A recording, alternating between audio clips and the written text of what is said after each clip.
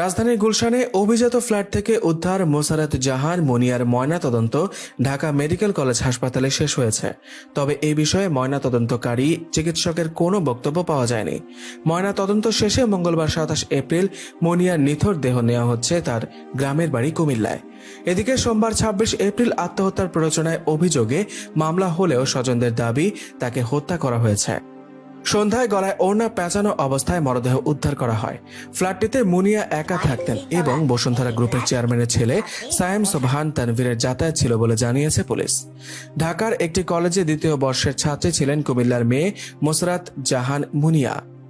রাজধানীর গুলশানের ১২০ নম্বর রোডের এই বাড়িতে গেল মাসের ১ তারিখে ভাড়া আসেন তিনি। বাসাটির ভাড়া ছিল ১ লাখ টাকা। বাসায় একাই থাকতেন কলেজ ছাত্রী মুনিয়া। খবর পেয়ে সোমবার সন্ধ্যায় বাসার ৩ তলার ফ্ল্যাট থেকে গলায় ওড়না পেঁচানো অবস্থায় ঝুলন্ত লাশটি উদ্ধার করে গুলশান থানা পুলিশ। এই ঘটনার পর সোমবার রাত ১:৩০টার দিকে গুলশান থানায় একটি মামলা দায়ের করেন মুনিয়ার বড় বোন নুসরাত জাহান। থানা থেকে বেরিয়ে যাওয়ার সময় গণমাধ্যমের সঙ্গে কথা বলতে রাজি হননি তিনি। পুলিশ বলছে, একটি শীর্ষস্থানীয় শিল্প প্রতিষ্ঠানের ব্যবস্থাপনা পরিচালককে আসামি করে মামলা দায়ের করা হয়েছে। আইনগত বিষয় বিবেচনা করে দ্রুত ব্যবস্থা নেওয়ার কথা জানায় পুলিশ।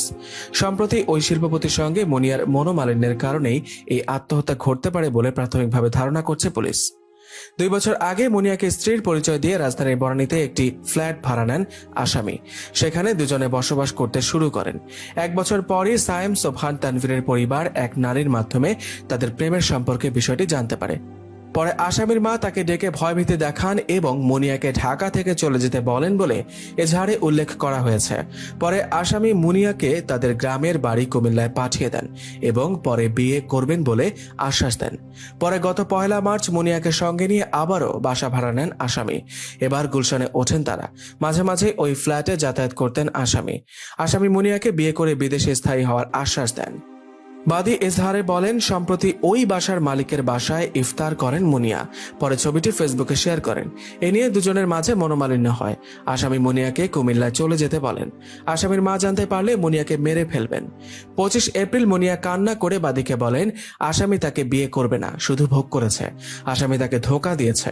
যে কোনো সময় তার বড় দুর্ঘটনা ঘটে যেতে পারে।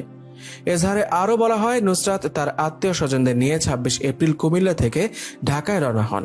গুলশানের বাসায় পৌঁছে দরজার ভেতর থেকে লাগানো দেখতে পান। পরে মিস্ত্রি এনে তালা ভেঙে ঘরে প্রবেশ করে শোবার ঘরের সিলিংয়ের সঙ্গে মুনিয়ার ঝুলন্ত লাশ দেখেন। পরে পুলিশ এসে লাশ উদ্ধার করে। উল্লেখ্য, সোমবার ২৬ এপ্রিল সন্ধ্যার দিকে গুলশানের একটি অভিজাত ফ্ল্যাট থেকে মুনিয়ার মরদেহ উদ্ধার করা হয়। ওই ফ্ল্যাটের মাসিক ভাড়া ছিল ১ লাখ টাকা। মুনিয়ার বাবা বীর মুক্তিযোদ্ধা শফিকুর রহমান। তাদের বাড়ি কুমিল্লার উজির দিঘির পার। প্রিয় দর্শক বন্ধুরা, মোসারাত জাহান মুনিয়ার এমন পরিস্থিতি নিয়ে আপনার কি মতামত? তার হত্যার কি সঠিক বিচার হবে?